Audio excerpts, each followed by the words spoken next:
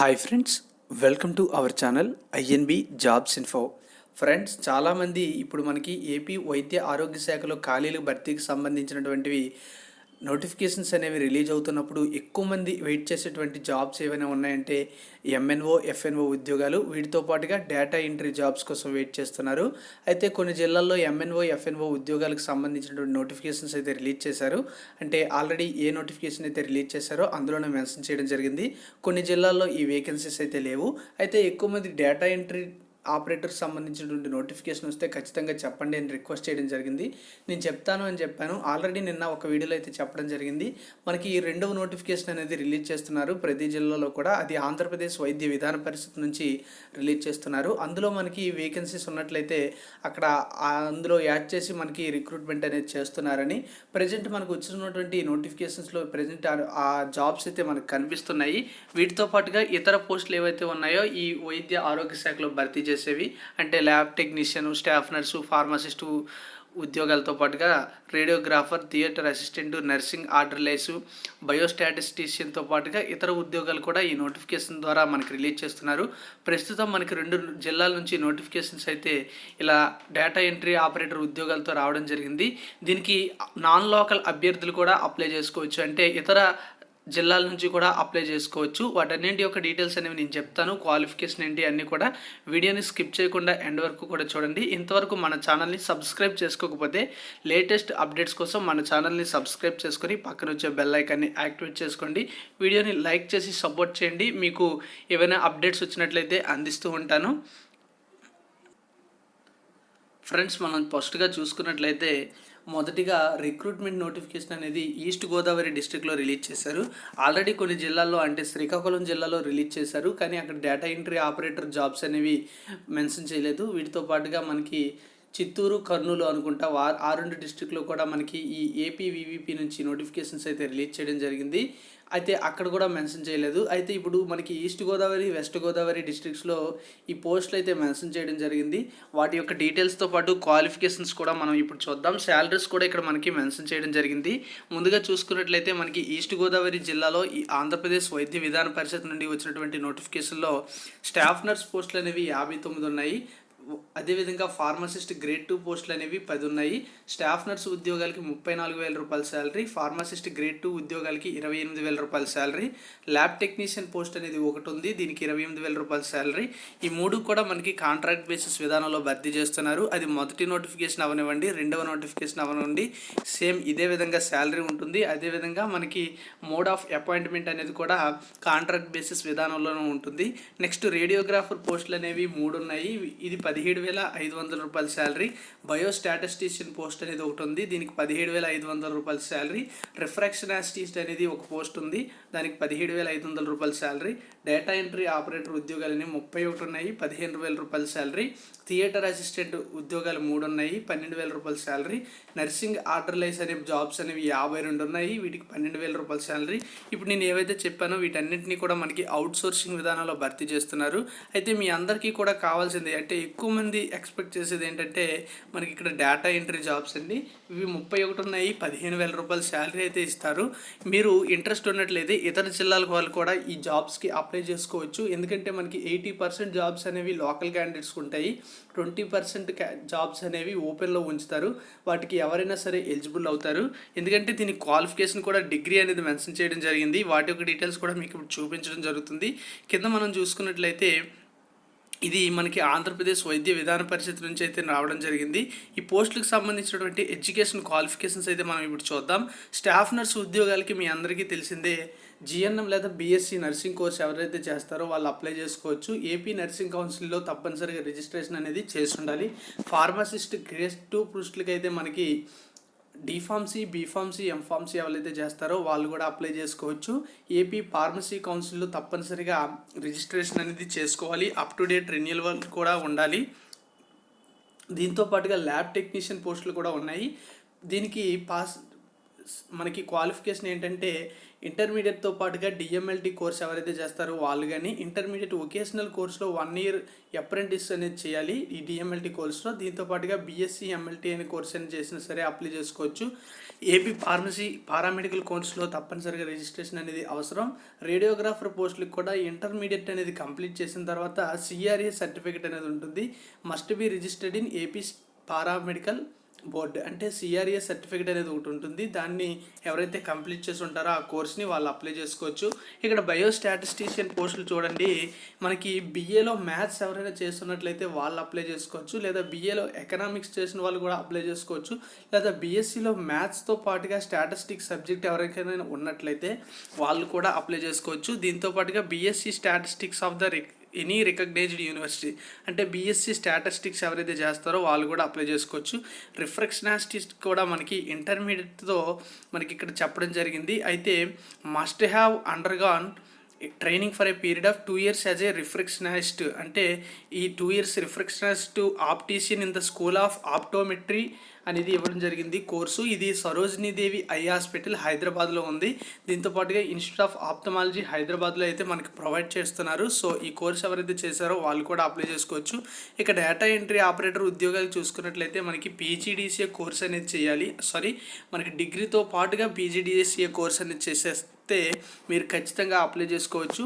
So any degree వాళ్ళు apply చేసుకోవచ్చు అండి. దీనికి ఎనీ డిగ్రీ వాళ్ళు అప్లై చేసుకోవచ్చు.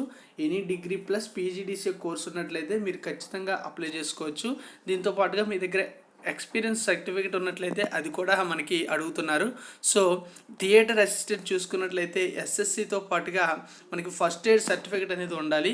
ఫస్ట్ ఎయిడ్ సర్టిఫికేట్తో పాటుగా మీకు మినిమం 5 years అనేది ఎంఎన్ఓగా ఉద్యోగాలు చేసినట్లయితే మీకు థియేటర్ అసిస్టెంట్గా ఛాన్స్ అయితే ఇవ్వడం జరుగుతుంది.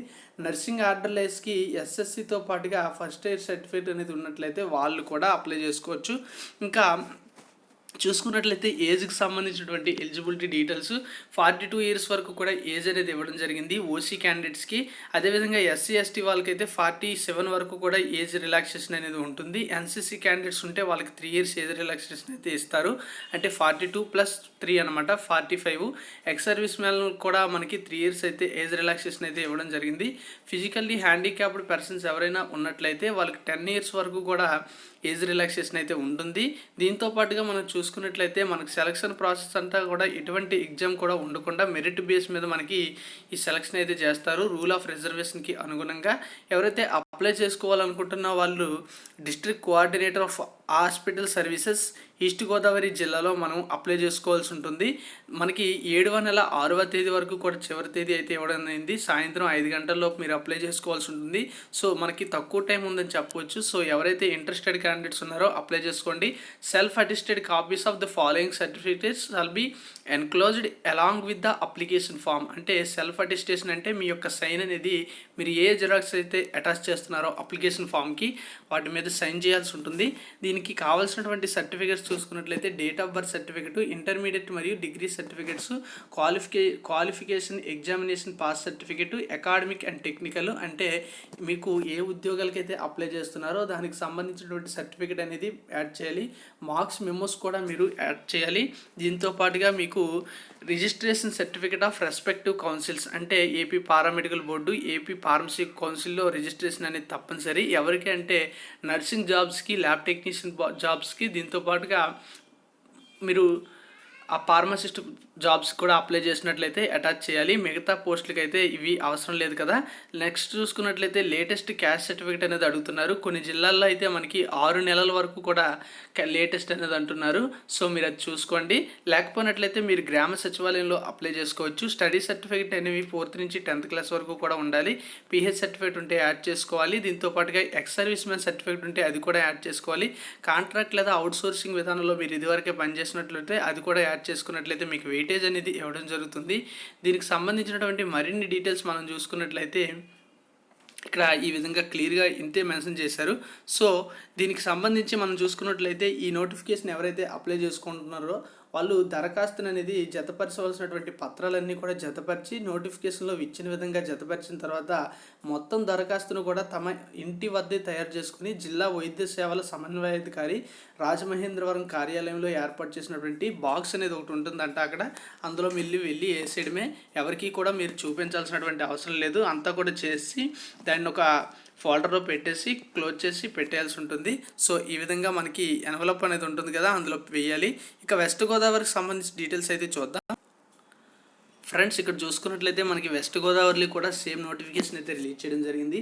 చూడండి, వెస్ట్ గోదావరి డిస్ట్రిక్ట్స్ ఏలూరు, ఇది కూడా మనకి ఏపీ వైద్య విధాన పరిషత్ నుండి రిలీజ్ చేయడం జరిగింది. సో ఇది కూడా మనకి DCHS ఆఫీస్ అండర్లోనే మనకి రిక్రూట్మెంట్ అయితే జరుగుతుంది. మీరు DCHS ఆఫీస్కి వెళ్ళి ఈ అప్లికేషన్ అనేది సబ్మిట్ చేయాల్సి ఉంటుంది. ఇవి కూడా కాంట్రాక్ట్ మరియు అవుట్సోర్సింగ్ విధానంలోనే భర్తీ చేస్తున్నారు. అయితే మిగతా డీటెయిల్స్ అన్నీ చూసుకునే ముందు ఇక్కడ కూడా మనకి ఉద్యోగాలు అయితే ఉన్నాయి. స్టాఫ్ నర్స్ ఉద్యోగాలు అనేవి 59 ఉన్నాయి. బయోస్టాటిస్టిషియన్ ఉద్యోగాలు 1 ఉంది. డేటా ఎంట్రీ ఆపరేటర్ ఉద్యోగాలు 19 ఉన్నాయి. నర్సింగ్ ఆర్డర్లీ ఉద్యోగాలు అనేవి 12 ఉన్నాయి. సో ఆల్రెడీ వీటికి సంబంధించిన క్వాలిఫికేషన్స్ మీకు శాలరీస్ కూడా చెప్పాను కనుక ఇవన్నీ మనకి అనవసరం లేదు. ఇక డేటా ఎంట్రీ ఆపరేటర్కి ఇక్కడ కూడా సేమ్ అలాగే మెన్షన్ చేశారు. Any graduate from the recognized university, PGDCA course from any recognized institute along with experience. Okay, మీ దగ్గర ఆ సర్టిఫికెట్స్ ఉన్నట్లయితే యాడ్ చేసినట్లయితే మీరు ఎలిజిబిలిటీ సాధిస్తారు. దీంతో పాటుగా మనకు ఉండవలసిన సర్టిఫికెట్స్ అనేవి ఆల్రెడీ నేను చెప్పాను కదా, ఇవన్నీ కూడా అటాచ్ చేయాల్సి ఉంటుంది. మీ దగ్గర ఇంటర్న్షిప్ సర్టిఫికెట్ కూడా ఉన్నట్లయితే అది కూడా యాడ్ చేసుకోండి. ఇంకా ఏజ్ రిలాక్సేషన్ వివరాలన్నీ కూడా నేను ఇవన్నీ కూడా చెప్పేశాను. సో వెస్ట్ గోదావరికి కూడా మనకి సేమ్ ప్రాసెస్ అయితే ఉంటుంది. అయితే ఇక్కడ అప్లికేషన్ ఫామ్ అయితే ఇవ్వడం జరిగింది. సో అప్లికేషన్ అనేది ఏ విధంగా ఫిల్ చేయాలి అనేసి మీకు డౌట్ ఉన్నట్లయితే ఆల్రెడీ మన ఛానల్లో ఉన్నటువంటి ఏ వీడియో కూడా మీరు చూసినట్లయితే మీకు క్లియర్గా అర్థమవుతుంది. ప్రతి వీడియోలో కూడా దాదాపుగా నేను చెప్పడం జరిగింది క్లియర్గా. సో ఏమీ లేదు, ఇక్కడ రిజిస్ట్రేషన్ నెంబర్ అనేది మీరు ఇక్కడ వేయకూడదు. వీటితో పాటుగా మీ యొక్క నేము, అదేవిధంగా మీ యొక్క ఫాదర్ నేము, మదర్ నేము, అదేవిధంగా హస్బెండ్ నేము, వీటన్నిటి యొక్క డీటెయిల్స్ అన్నీ కూడా ఇవ్వాలి. మీ యొక్క gender, date of birth, email address అన్నీ కూడా రాసుకొని మీ యొక్క క్యాస్ట్ లేదా డీటెయిల్స్ అన్నీ కూడా సోషల్ స్టేటస్ అనేది తెలియజేయాలి. వీటితో పాటుగా కాంటాక్ట్ నెంబర్ అనేది తప్పనిసరిగా క్లియర్గా ఇవ్వండి. ఇక్కడ రైట్ సైడ్ చూసుకున్నారు కదా, ఇక్కడ ఫోటో అనేది అడుగుతున్నారు. లేటెస్ట్ ఫోటో అయితే ఇవ్వండి. దీని మీద అటెస్టేషన్ అనేది వాళ్ళు అడిగినట్లయితే అటెస్టేషన్ అనేది చేయండి. ఆ అటెస్టేషన్ అనేది సెల్ఫ్ అటెస్టేషన్ అయితే చేసుకోవాలి. అయితే ఇందులో మెన్షన్ చేయలేదు కనుక అక్కడ కనుక్కొని అక్కడ మీరే ఎలాగా ఉంటారు కనుక సిగ్నేచర్ అయితే చేసేయండి. తర్వాత 4th నుంచి 10th క్లాస్ వరకు కూడా మనకి ఎక్కడ చదువుకున్నారు అనే డీటెయిల్స్ అయితే రాయాలి. తర్వాత అకాడమిక్ క్వాలిఫికేషన్ అంటే 10th, inter, qualifying examination marks details అన్నీ కూడా ఇక్కడ ఇచ్చినట్లయితే అయిపోతుంది. ఆ తర్వాత మీ యొక్క ఎక్స్పీరియన్స్ సర్టిఫికేట్ ఉన్నట్లయితే వాటి యొక్క డీటెయిల్స్ అనేవి ఇక్కడ మెన్షన్ చేయాల్సి ఉంటుంది. ఇదంతా కంప్లీట్ చేసిన తర్వాత సిగ్నేచర్ ఆఫ్ ది క్యాండిడేట్ అనేది మీ యొక్క సిగ్నేచర్ పెట్టి ఎక్కడ మీరు అప్లై చేస్తున్నారు, ఏ డేట్ అప్లై చేస్తున్నారు అనేది ఇక్కడ మెన్షన్ చేసి కంప్లీట్ చేసినట్లయితే ఈ విధంగా మీరు అప్లై చేసుకోవచ్చు. సో మనకి డేటా ఎంట్రీ ఆపరేటర్ ఉద్యోగాలతో పాటుగా మిగతా ఉద్యోగాలకు సంబంధించిన నోటిఫికేషన్ డీటెయిల్స్ అయితే ఈ విధంగా ఉన్నాయి. మిగతా జిల్లాలకు సంబంధించినటువంటి డీటెయిల్స్ వచ్చినట్లయితే మీ అందరికీ కూడా తెలియజేస్తాను కనుక మన ఛానల్ని సబ్స్క్రైబ్ చేసుకుని తప్పనిసరిగా ఈ వీడియోని లైక్ చేసి షేర్ చేయండి. Thank you for watching. Have a nice day. జై హింద్.